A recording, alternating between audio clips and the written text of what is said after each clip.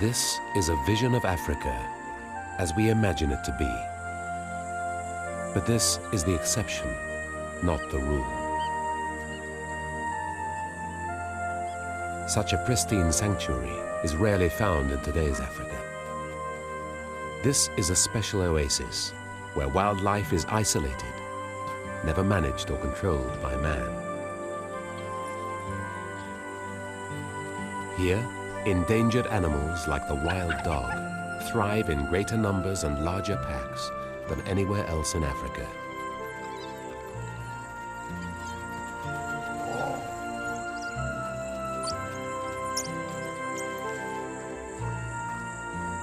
This place is a window on the past, Africa as it used to be.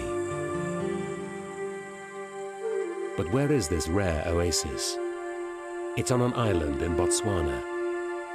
Large tracts of Kalahari sandveld part the waters of the Okavango Delta to form wooded islands. The largest and most isolated of these lies in the delta's heart, Chief's Island. Traditionally, it was the exclusive hunting ground for the chief of the Batawana tribe, but was seldom hunted because of its remoteness. Today, its 500 square miles make up part of the Moremi Game Reserve. And the only hunting that happens here now is by the predators of the island. Chief's Island is the heart of the Okavango, an echo of Africa as it used to be.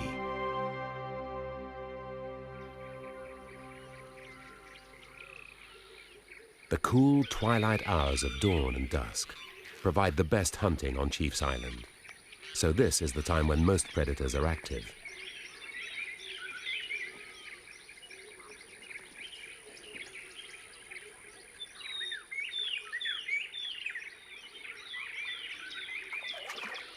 Lions are a major predator on the island, and each lion has its own preference of what and when it hunts. Some are just setting out. Others have been busy all night.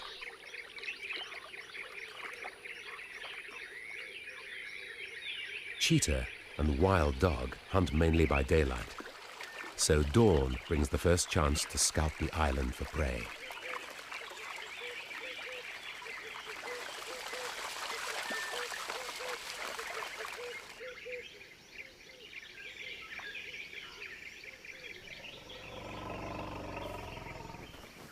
The elephant is one of the few animals that the predators ignore.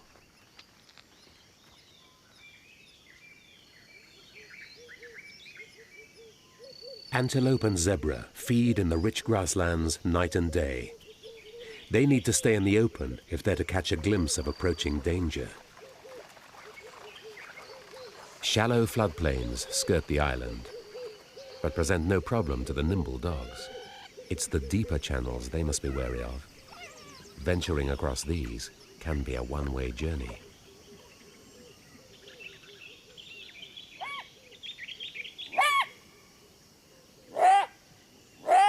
The jackal's barks mean that large predators are on the prowl.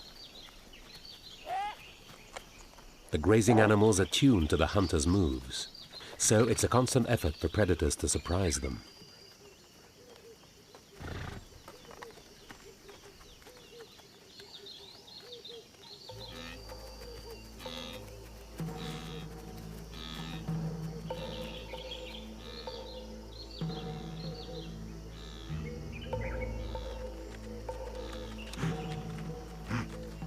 Heads slung low, the dogs stalk as one, sizing up their chances. The wildebeest have strength in numbers.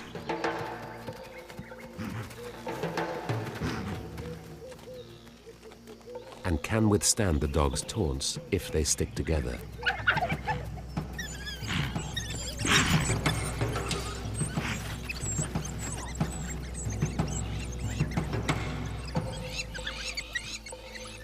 Perhaps this is just a warm-up.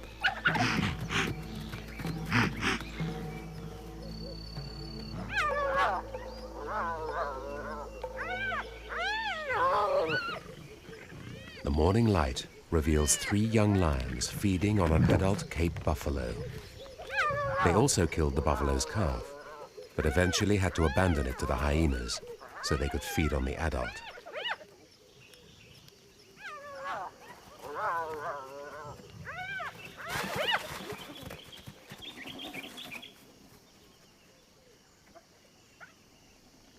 The arrival of a large male lion brings new problems.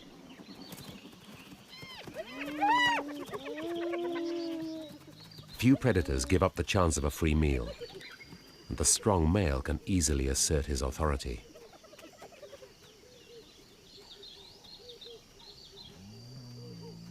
It took the young lions most of the night to bring down the buffalo.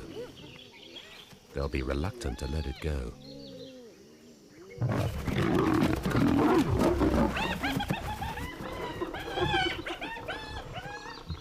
But it's clear that the male won't share with scavenger or kin. Except for a younger male associate who claims the calf for himself.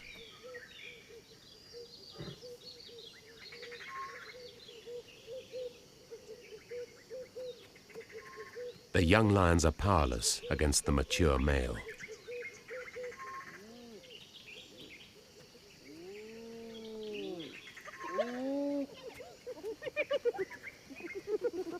They won't fight him for the carcass, and he won't give them the chance to try.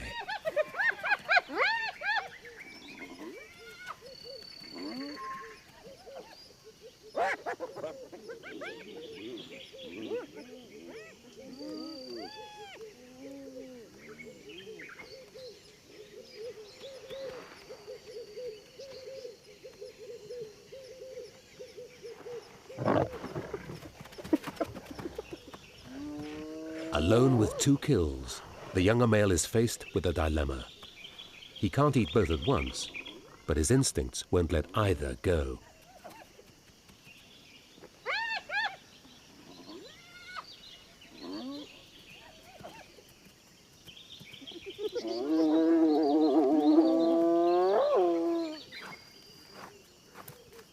The return of the large male scatters the scavengers and puts an end to the game of cat and mouse.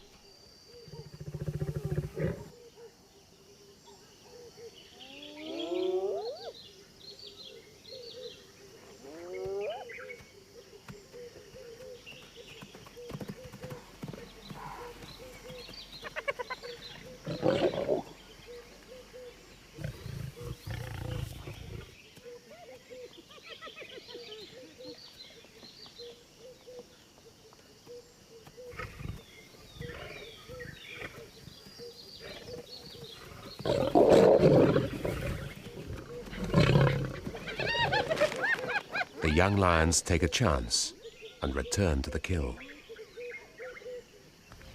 Once the males start to eat, they may become more tolerant.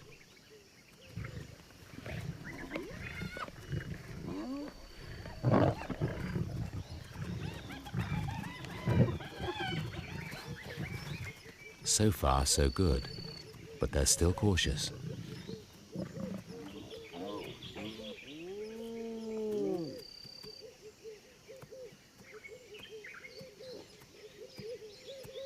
A 6th lion enters the scene, the mother of the 3 youngsters, easily recognizable by her half-tail. Lions are instinctively protective of their kills, and strength overrules family ties. Their old mother approaches with caution.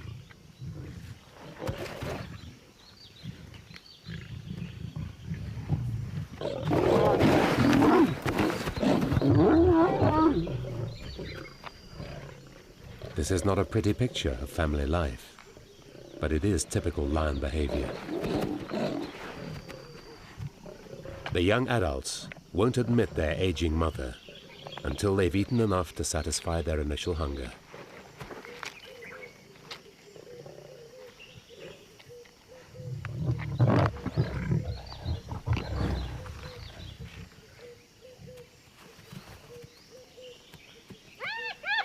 The conflict has attracted attention. And they're driven off once again. The dominant male cannot eat the whole buffalo, but he needs to assert his authority. He eats first, and when he's satisfied his hunger, the younger lions will be allowed to return. They will wait until the mature male is ready.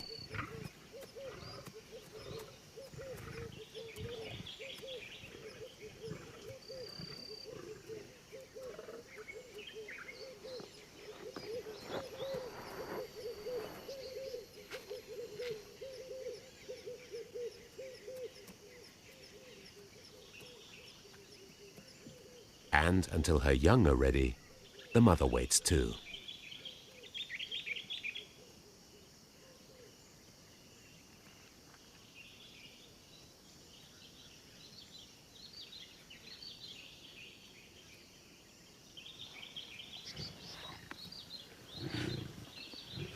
When she's near them, she remains submissive and cautious.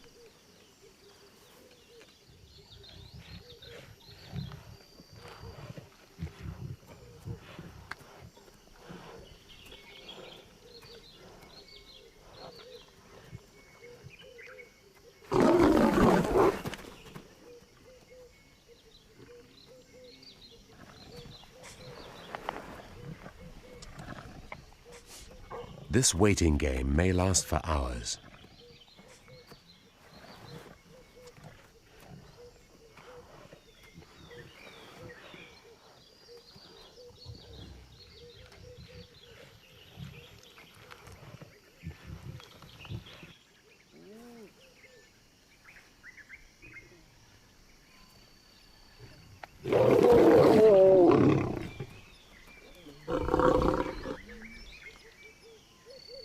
But the hyenas will wait the longest.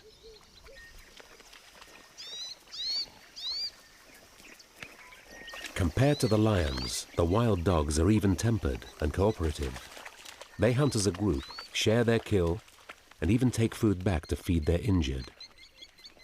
Their success as hunters relies on this cooperation, and hunting in a large pack gives them the strength to overpower animals much bigger than themselves. The dogs stay alert as they travel through the shallows. Crocodiles take many dogs, but the reptile needs deep water to drown them.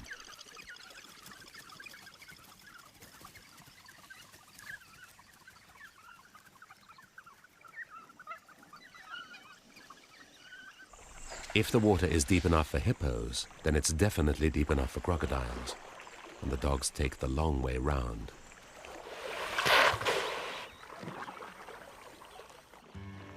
Hippos are fiercely territorial, but sometimes they take their duties a little too far.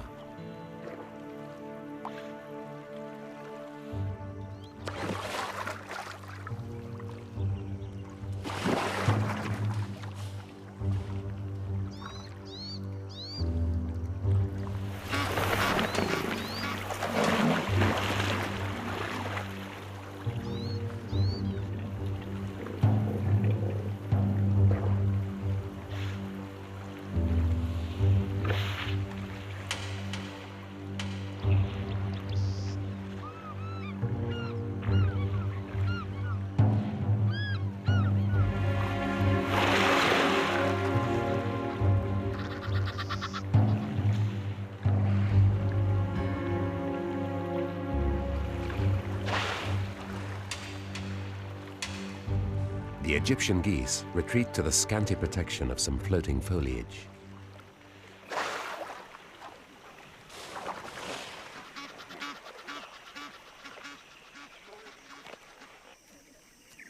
The very large packs of wild dogs found on Chief's Island are a formidable force. They act as individuals and as a pack to outwit and overwhelm their prey.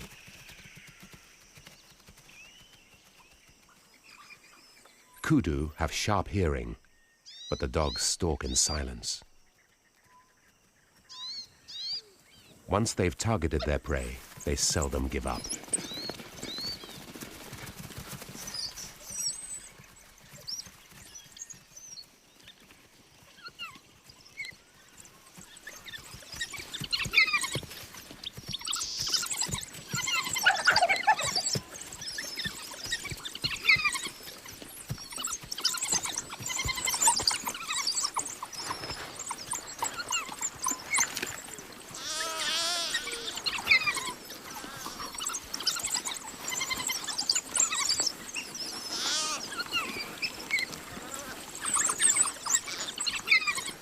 Death comes swiftly when it's dealt by so many blows. Rows of sharp teeth open up the kudu's belly and rip out its vital organs. It happens so quickly that the kudu dies in seconds. The lion's suffocating bite looks cleaner, but may take more than half an hour to have the same effect. The wild dogs gorge themselves. They're also feeding for their puppies back at the den.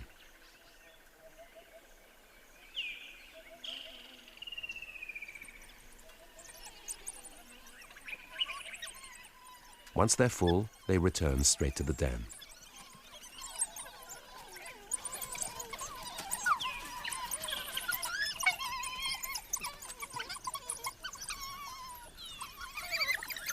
In stark contrast to the hunt, life here is noisy. Yelping puppies eagerly greet the adults and lick their muzzles to encourage regurgitation. The adults find it impossible to resist them.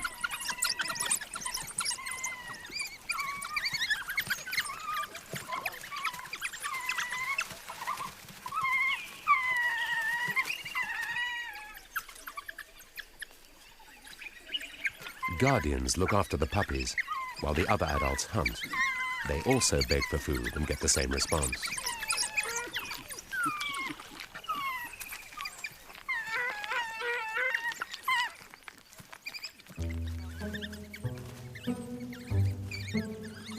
The puppies soon learn to protect their food from each other.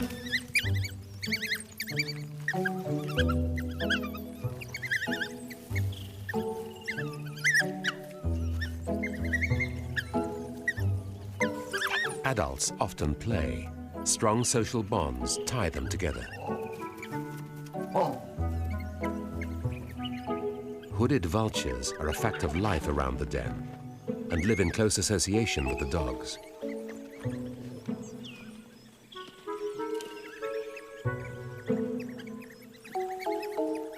As well as clearing up the scraps and waste, the vultures provide a constant source of amusement and bemusement for the pups.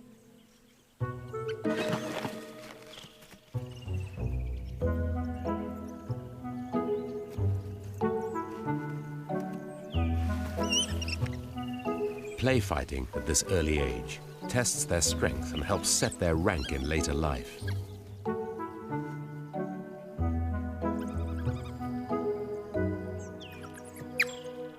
The dominant female suckles all the young, even if they're not her own. She may suckle as many as 18.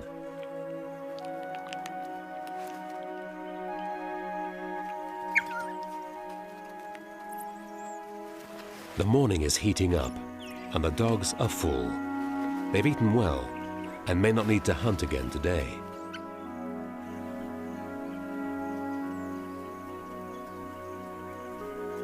Calm settles on the pack as they drift off in the dappled sun.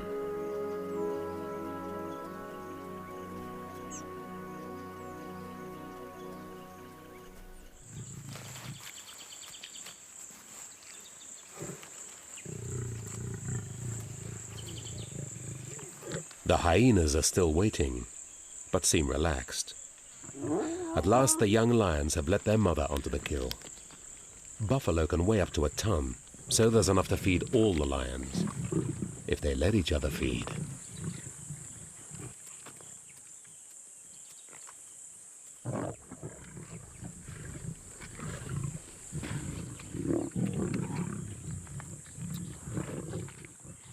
It'll be a few hours yet before the hyenas get a look in at the carcass.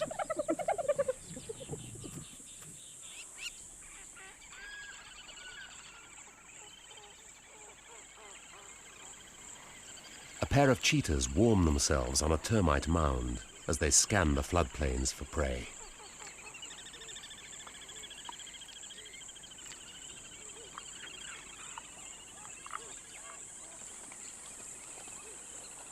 Red lechwe, a type of swamp antelope, are prolific in the floodplains around the island.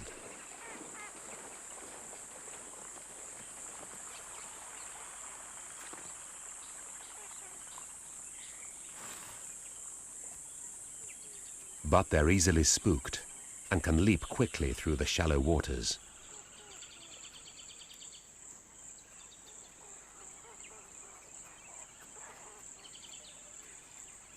A higher termite mound provides a better view. The delta and islands are studded with the slowly growing mounds, which provide the only dry ground and cover at the height of the floods.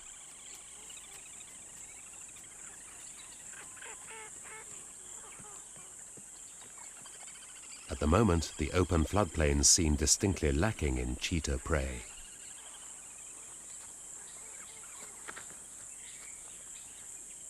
Northern Botswana is famed for the largest free-ranging herds of African elephant. It's estimated that over 100,000 elephants populate these lands, more than 15% of the whole African population.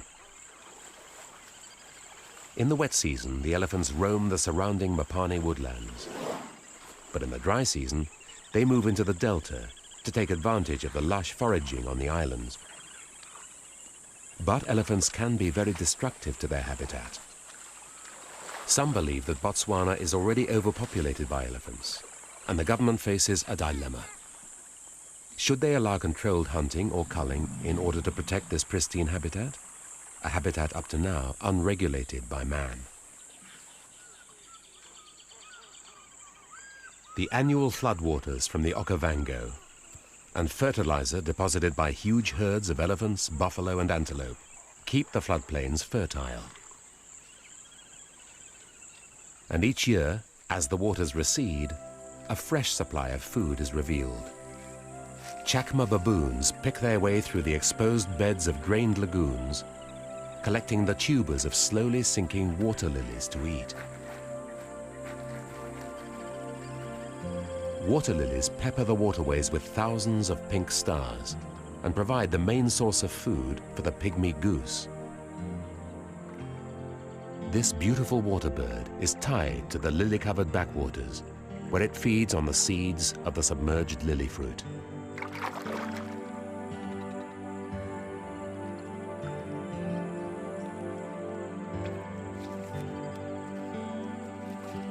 Water lilies aren't just a source of food, they're a habitat in their own right for jacanas, or more aptly, the lily trotter. Only the males bring up the young, while the females mate and lay eggs with a succession of others.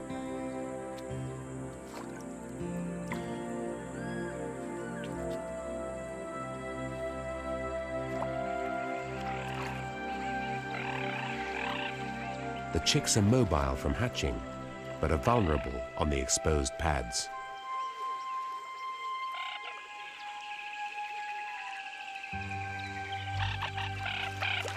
When they're under threat, the adult exhibits a remarkable defense strategy.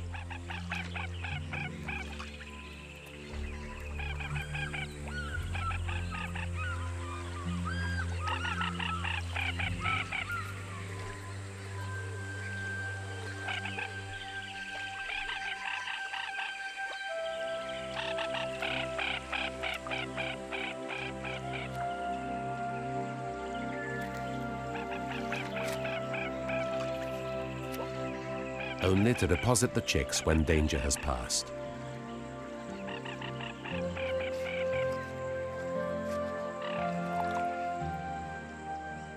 These lily lagoons are just one of the many unspoiled habitats that make Chief's Island so special and sustain such a wide range of wildlife.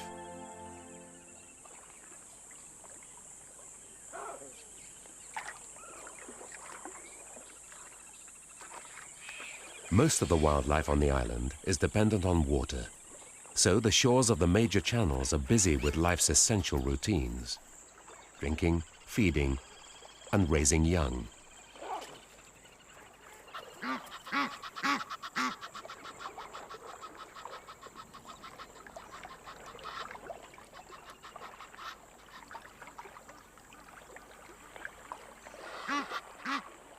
Crocodiles are plentiful in the deep channels. They ambush their prey by stealth, approaching an inch at a time until they're ready to strike.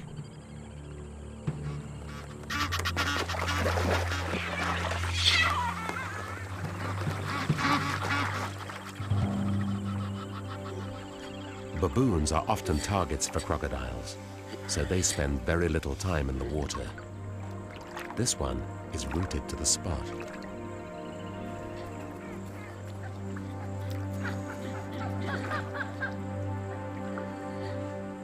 Its troop is unnerved by its behavior.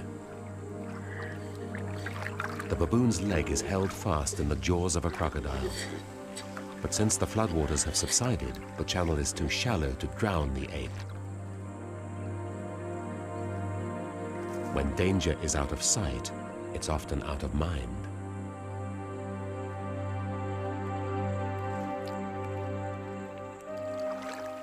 The crocodile releases the highly stressed baboon, expecting it to be drowned.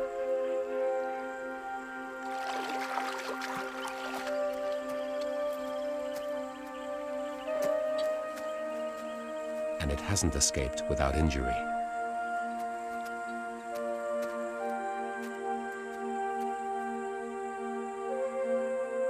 It probably lost a lot of blood in the water and looks like it's in shock.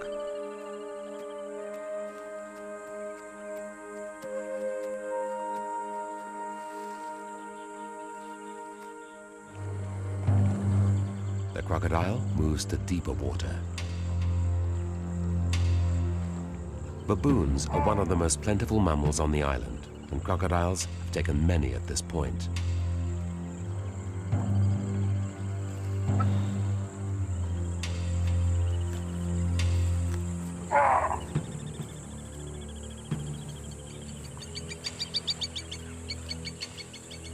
The crocodiles are only dangerous while they're lurking in the water. Their relationship with baboons on land is very different.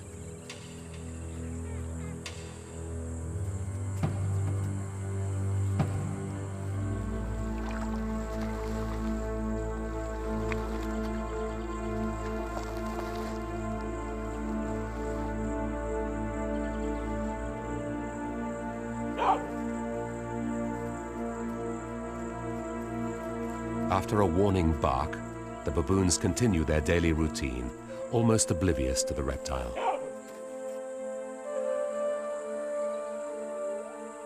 They seem more concerned with something stalking the other side of the inlet.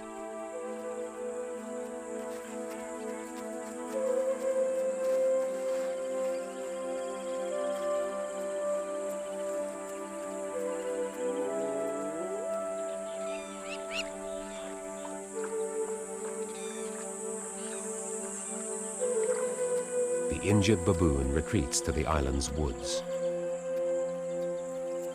The spotted hyena heads in the same direction.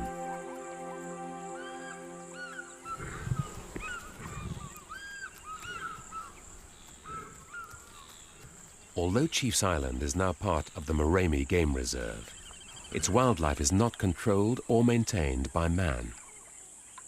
Wildlife flourishes here as it has always done, giving us a glimpse of an ancient Africa. There's a natural balance between predator and prey, and their instincts are honed to respond to each other's every move.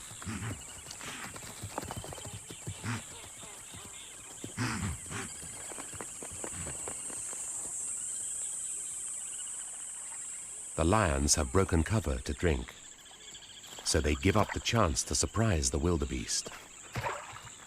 But they wouldn't be in the open if they'd intended to attack.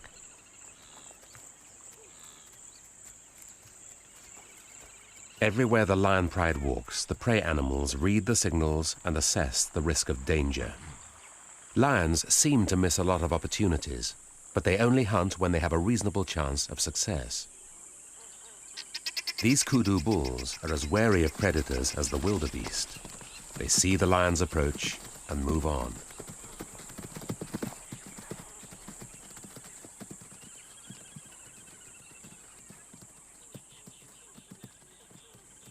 Prey animals escape predators more often than we think. Cheetahs hunt the same ground as lions, but specialize in smaller prey like impala and young lechwe. But this pair has not been successful today. Adult zebra are too large for the small cheetahs, but there may be foals amongst the herd.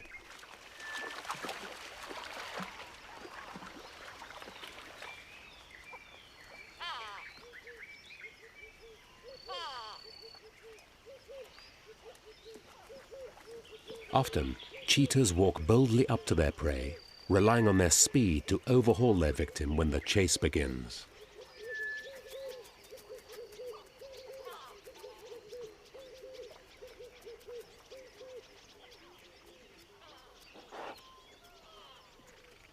Some of the zebras spot the cheetah and watch for signs.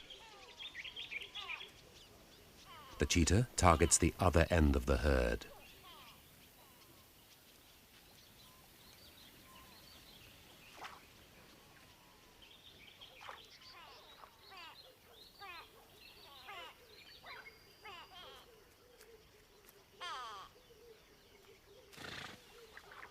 But there are no foals here, and an adult is beyond the cheetah's strength. It must look for smaller prey somewhere else. The second cheetah is nervous. Lions have settled down nearby. There's no point hunting when lions are around. They steal the kills of smaller predators, especially cheetahs. Cheetahs are in direct competition with the other predators on the island. But they're at the small end of the scale. Even the wild dogs use their numbers to harass cheetahs. Most lions avoid the strain of hunting in the heat of midday. Instead, they take time to relax. They're not under threat by any predator.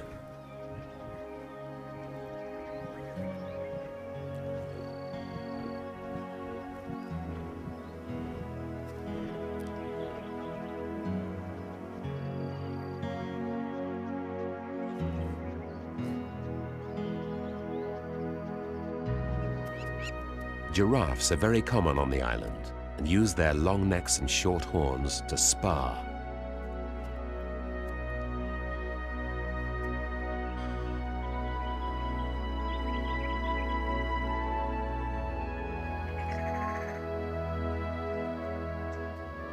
When fighting in earnest, their heads become powerful battering rams, capable of killing an opponent.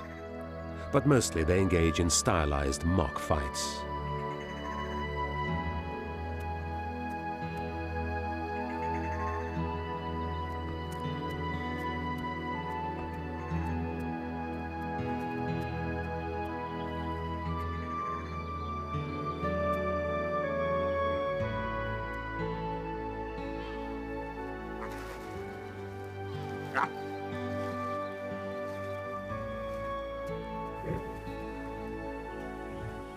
Lion cubs seem unaffected by the heat that overpowers their family.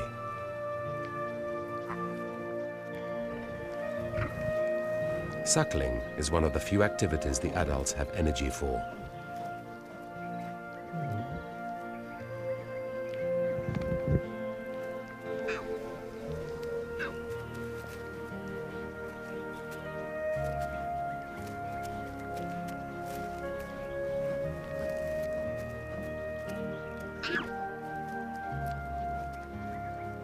But suckling doesn't keep cubs busy for long. They want to play.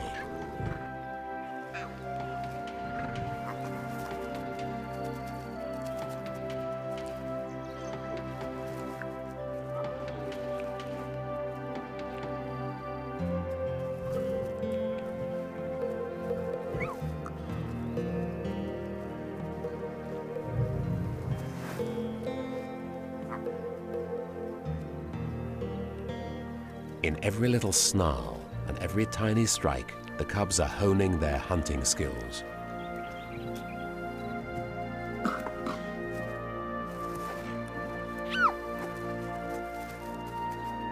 It's hard to believe that one day they'll be wrestling with the backs of buffalo.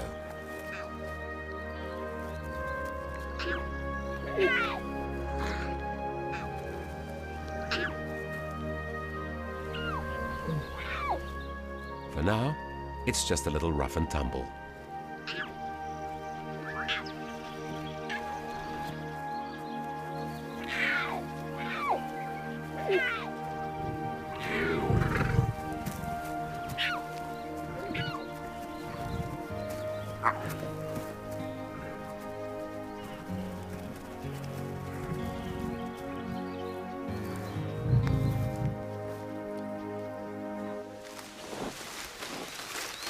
A shuddering Hyphene palm sheds its fruit.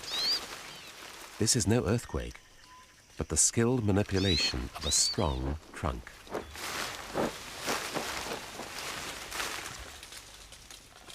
A few elephants become particularly skillful with this operation.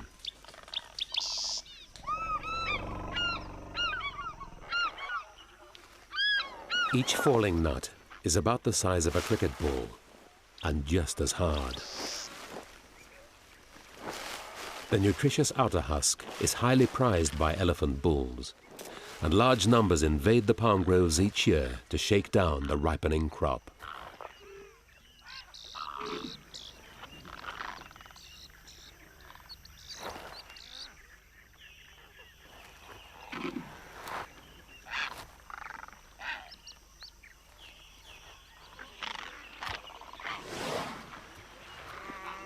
Chief's Island is a piece of the Kalahari sandveld, isolated amidst the Okavango's floodwaters. Although its sandy soil is light and dusty, it actually makes great mud. Elephants love to bathe in the dust and mud, and they turn the shore into an island spa. Their skin is tough but sensitive. Dust helps rid it of parasites, and mud holds moisture to it, cooling the elephants as it dries out.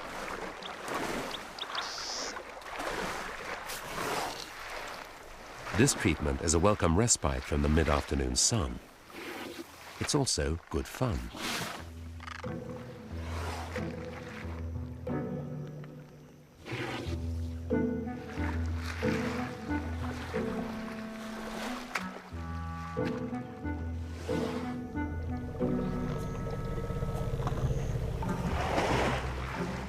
Even big old bulls enjoy the benefits of the spa.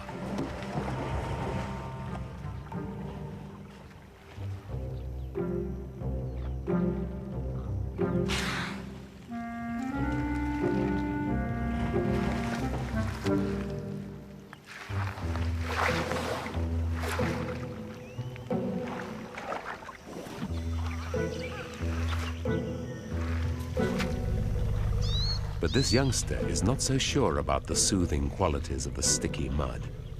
It prefers to seek the cool shade, only to be found under its mother.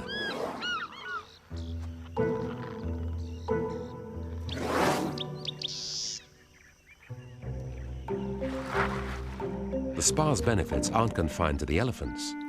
Warthogs also enjoy sticky suits of mud.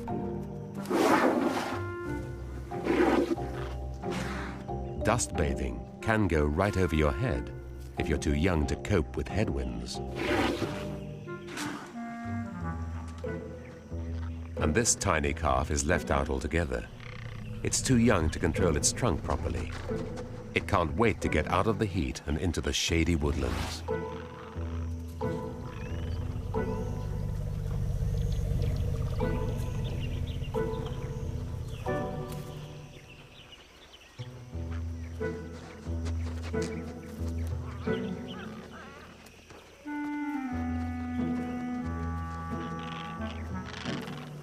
The spa is left open for the smaller animals to enjoy.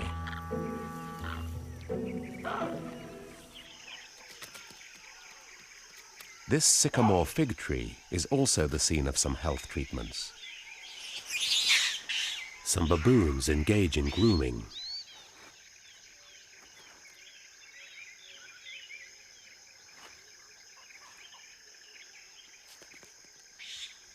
While other members of the troop are more interested in what's on offer above.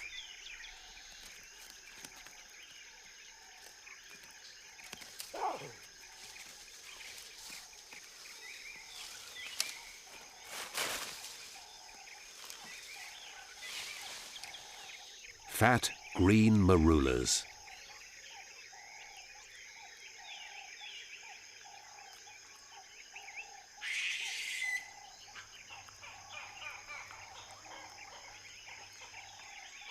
Chief's Island is wreathed in fruit trees. They provide a nutritious addition to the baboon's varied diet.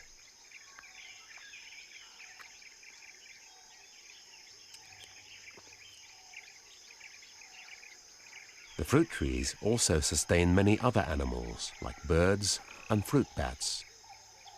Fruit bats may eat as many as 20 figs a night each.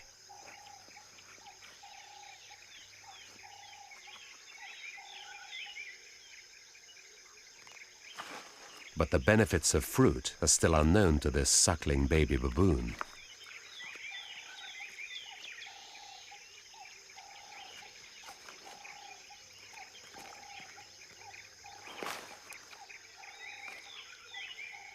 Baboons benefit from many of the island's habitats: forest, floodplain, and grasslands. But they're always wary of danger and post lookouts to protect their troop.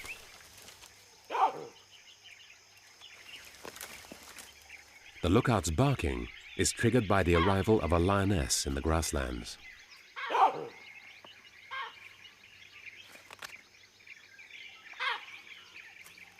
Different lions hunt at different times of the day.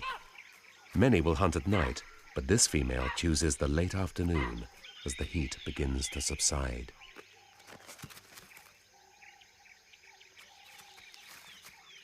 The baboon seems very bold, but he's not putting himself in any danger.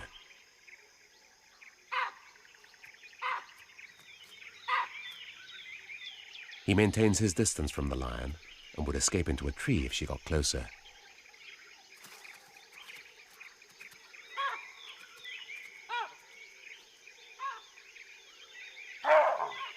His alarm calls are reducing her chances of surprising any prey.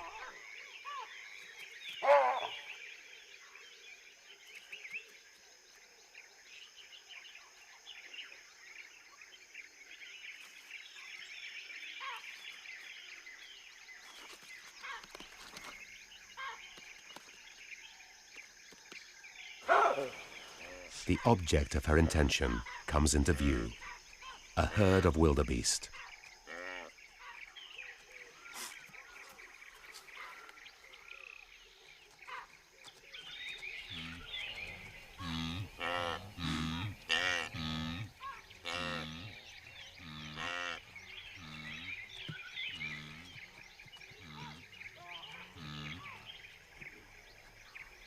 They've seen her and quickly assess the danger.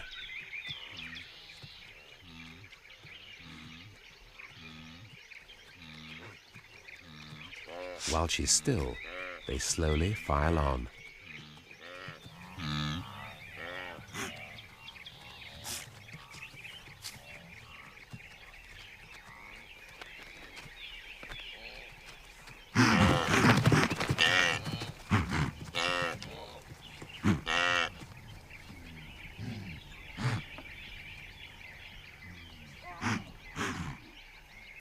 But she's not alone.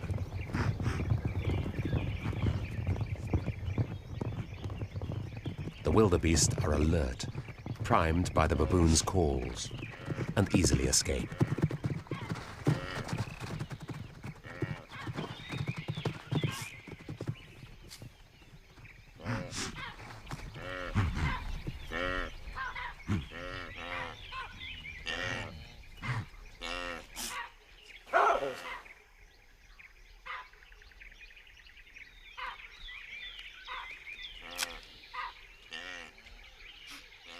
Perhaps tonight, when the baboons are asleep, the lion's chances will be better.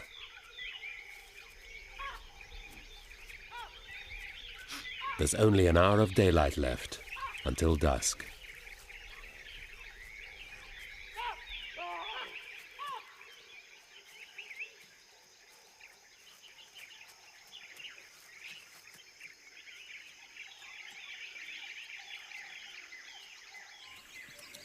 With sundown approaching, the wild dogs are getting frisky and eager to hunt. They have a lot of mouths to feed. They greet each other with face licks and rally round the pack.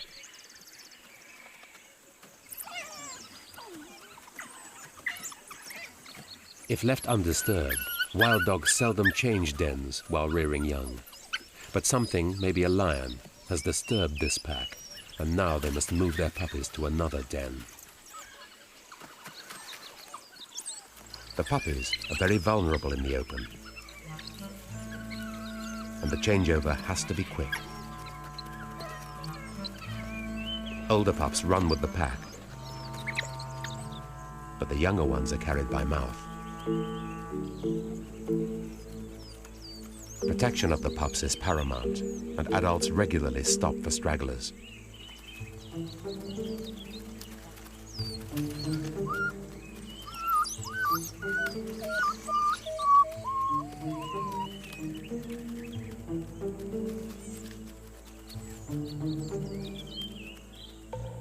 The cheetah has heard the distress calls of the puppies.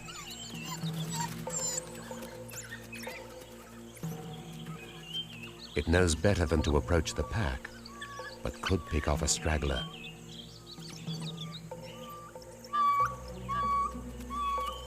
And the smaller puppies do seem to have a problem keeping up. But nothing is that simple for cheetahs.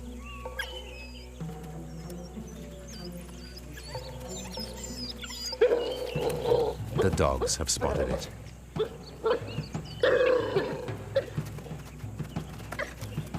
And the little puppy knows when it's time to run for cover.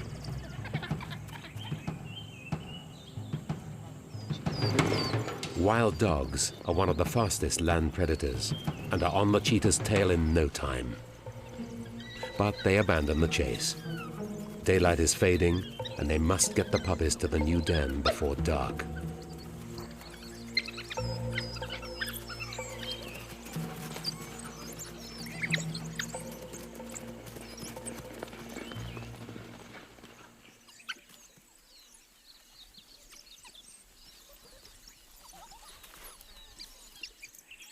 The guardian sees they're safely underground and stands over the den's entrance. The puppies are very excited after their excursion, and the guardian will have a hard time keeping them down.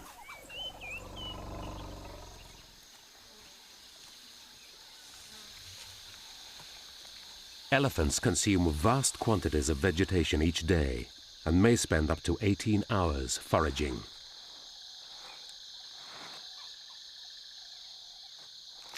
In the wooded areas of the island, they can feed on roots, creepers, bark, and leaves. Another dust raker is making use of the cooler evening. The honey badger forages for insects and grubs in the dusty Kalahari sand.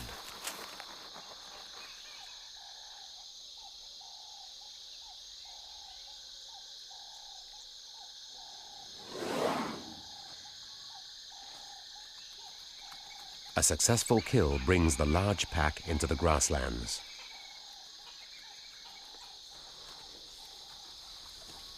The elephants will spend the night foraging in the woods.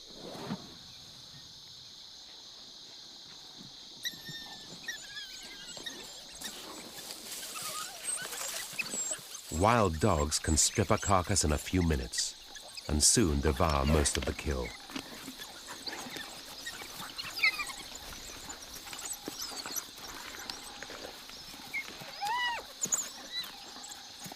Hyenas are respectful of the dogs while they're feeding. The dogs are fast and have needle-sharp teeth and will set about the hyenas if they're interrupted.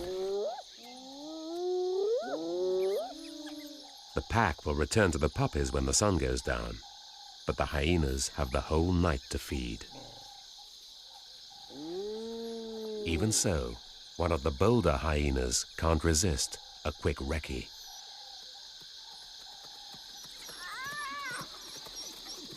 And the dog's tolerance evaporates.